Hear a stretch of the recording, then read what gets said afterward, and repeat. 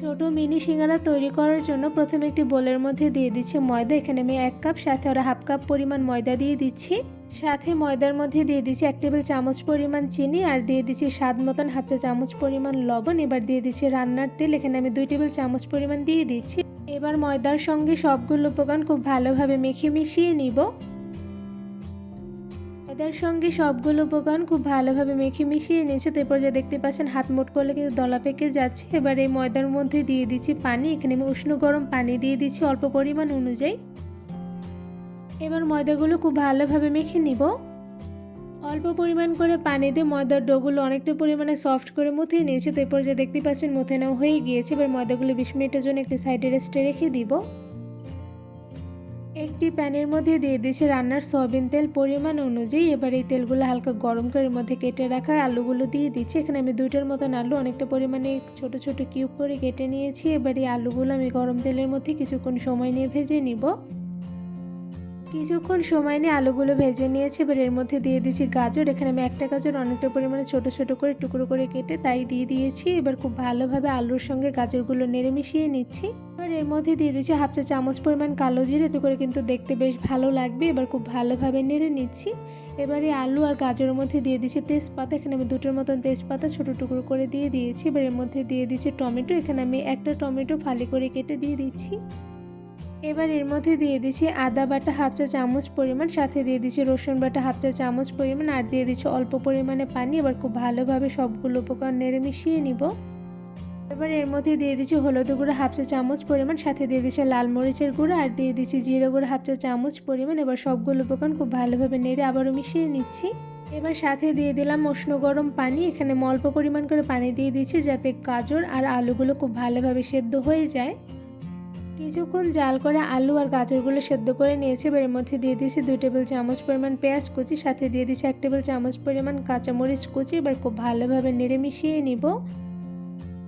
এবার এই সিঙ্গারা পুরের মধ্যে দিয়ে দিচ্ছি অল্প পরিমাণে লবণ। এবার খুব ভালোভাবে নেড়ে মিশিয়ে নিব। কিছুক্ষণ সময় নিয়ে আলুর পুরগুলো খুব ভালোভাবে রান্না করে নিয়েছি। এবার এর মধ্যে দিয়ে দিচ্ছি 1 চা চামচ পরিমাণ চাট মশলা, এতে করে কিন্তু আলুর পুরের স্বাদটা বেশ ভালো আসবে। এবার খুব ভালোভাবে নেড়ে নিচ্ছি। এবার এর মধ্যে দিয়ে দিচ্ছি অল্প পরিমাণে ধনিয়া পাতা কুচি, এতে করে কিন্তু বেশ সুন্দর একটি ঘ্রাণ আসবে। এবার খুব ভালোভাবে নেড়ে মিশিয়ে নিচ্ছি। সিঙ্গারার পুরগুলো কিছুক্ষণ সময় নিয়ে রান্না করে নেওয়ার পর দেখতেই পাচ্ছেন পারফেক্টলি কিন্তু হয়ে গিয়েছে। এবার সিঙ্গারার পুরগুলো একটি সাইডে নামিয়ে রেখে দিব। ময়দার ডোগুলো কিন্তু ভীষণ পরিমাণে সফট হয়েছে। এবারে ময়দার ডো থেকে ছোট সাইজ করে কয়েকটা লিচি কেটে নিব। ময়দার ডো থেকে মিডিয়াম সাইজ করে কয়েকটা লিচি কেটে নিয়েছি। আপনারা কিন্তু চাইলে ছোট সাইজ করেও কেটে নিতে পারেন। তো এই পর্যায়ে কিন্তু আমার দেখতেই পাচ্ছেন প্রায় 4টার মতন লিচি কেটে নেওয়া হয়ে গিয়েছে। এবার এখান থেকে একটি লিচি নিয়ে আমি একটি রুটি বেলে নিব।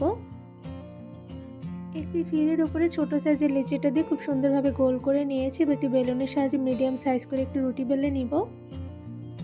রুটিটা বেলে নেওয়ার সময় কিন্তু খুব একটা পাতলা করব না, হালকা পরিমাণে মোটা রেখে কিন্তু রুটিটা বেলে নিতে হবে। তো এই পর্যায়ে দেখতেই পাচ্ছেন অনেকটা পরিমাণে বড় করে কিন্তু আমি রুটিটা বেলে নিয়েছি। আর কতটুকু পরিমাণে পাতলা রেখে বেলে নিয়েছি তা আপনাদের একটু দেখাচ্ছি। এই তো দেখতেই পাচ্ছেন। এবার এই রুটিটা আমি একটি পিৎজা কাটার দিয়ে রুটির মাঝ বরাবর কেটে নিয়েছি। এবার সেমভাবে উপর থেকে আমি মাঝ বরাবর রুটিটা কেটে নিব।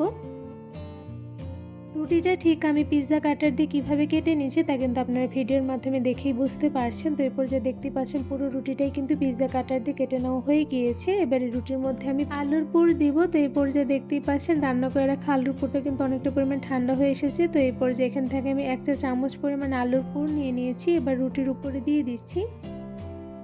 সিঙ্গারার পুরগুলো অল্প পরিমাণে ঠান্ডা করে 1 চা চামচ পরিমাণ করে সবগুলো রুটির উপরে দিয়ে দিয়েছি। এবার রুটির উপরের যে অংশটুকু আছে সেটা আমি রুটির নিচ বরাবর অংশতে খুব ভালোভাবে উপর থেকে লাগিয়ে দিব। সবগুলো রুটির উপরের অংশগুলো তুলে নিচ বরাবর খুব সুন্দরভাবে লাগিয়ে নিয়েছি। তো এই পর্যায়ে দেখতে পাচ্ছেন প্রত্যেকটাই সেমভাবে করে নিয়েছি। এবার এখান থেকে একটা পিস তুলে আমি একটি সিঙ্গারা তৈরি করে নেব। তো এই পর্যায়ে দেখতে পাচ্ছেন ছোট একটি সিঙ্গারা বানিয়ে ফেলেছি। আপনাদের সুবিধার্থে আবার একটা বানিয়ে দেখাচ্ছি। তো এই পর্যায়ে দেখতে পাচ্ছেন রুটির উপরে আরেকটা রুটি তুলে সাইড থেকে আমি খুব ভালোভাবে চেপে চেপে লাগিয়ে নিচ্ছি। রুটিগুলো এভাবে হাতের সাহায্যে চেপে চেপে লাগিয়ে দিলে সেক্ষেত্রে কিন্তু আলুর পুরটা একদম বের হবে না, সাথে কিন্তু ছোট সাইজের একটি সিঙ্গারা তৈরি হয়ে যাবে। তো এরপরে যা দেখতে পাচ্ছেন মাশাআল্লাহ খুব সুন্দর একটি সিঙ্গারা তৈরি করে ফেলেছি। এবার বাকি রুটিগুলো দিয়ে একদম সেমভাবে ছোট ছোট মিনি সিঙ্গারাগুলো তৈরি করে ভেজে নিব। সিঙ্গারা ভাজার জন্য প্রথমে একটি প্যানের মধ্যে দিয়ে দিচ্ছি রান্নার সয়াবিন তেল পরিমাণ অনুযায়ী। সবগুলো রুটি দিয়ে অনেকগুলো সিঙ্গারা বানিয়ে ফেলেছি। এবারে সিঙ্গারাগুলো আমি ভেজে নেব। তো এরপর যে আমি একটা একটা করে গরম তেলের মধ্যে সবগুলো সিঙ্গারা দিয়ে দিচ্ছি। গরম তেলের মধ্যে সিঙ্গারাগুলো দিয়ে দেওয়ার সময় চুলার আঁচটা কিন্তু একদম মিডিয়াম টু লোতে রেখে দিয়ে দিতে হবে, নয়তোবা কিন্তু নিচ থেকে পুড়ে যেতে পারে। তো এরপরে যে একটা একটা করে কিন্তু আমার গরম তেলের মধ্যে সিঙ্গারাগুলো দিয়ে দেওয়া হয়ে গিয়েছে। এবার সিঙ্গারাগুলো কিছুক্ষণ সময় নিয়ে ভেজে নিব। সিঙ্গারা ভাজতে কিন্তু খুব একটা বেশি সময় লাগে না, কিন্তু চুলার আঁচটা মিডিয়াম টু লোতে রেখে একটু বেশি সময় নিয়ে ভেজে নিলে সেক্ষেত্রে কিন্তু সিঙ্গারাগুলো ভীষণ পরিমাণে মুচমুচে হয়। তো এরপর যে কিছুক্ষণ সময় নিয়ে কিন্তু সিঙ্গারাগুলো আমি ভেজে নিয়েছি। তো এরপর যে একটি কাঁটা চামচের সাহায্যে সবগুলো সিঙ্গারা একটা একটা করে উল্টে নিচ্ছি। এই তো সবগুলো সিঙ্গারা একটা একটা করে উল্টে নিয়েছি। চুলার আঁচ মিডিয়াম টু লোতে রেখে একটু সময় নিয়ে সিঙ্গারাগুলো ভেজে নিয়েছি। তো এরপর যে দেখতেই পাচ্ছেন সিঙ্গারা দুটো সাইডে কিন্তু খুব সুন্দর কালার চলে এসেছে। এরপর যে আরও কিছুটা সময় নিয়ে সিঙ্গারাগুলো গোল্ডেন ব্রাউন কালার করে ভেজে নিব। বেশ কিছুক্ষণ সময় নিয়ে চুলার আঁচ মিডিয়াম টু লোতে রেখে সিঙ্গারাগুলো গোল্ডেন ব্রাউন কালার করে ভেজে নিয়েছি। এরপর যে একটা ছাঁকনির সাহায্যে ছেঁকে সিঙ্গারাগুলো তুলে নিচ্ছি। এবার এই সবগুলো সিঙ্গারা একটি ঝুড়িতে তুলে নিব।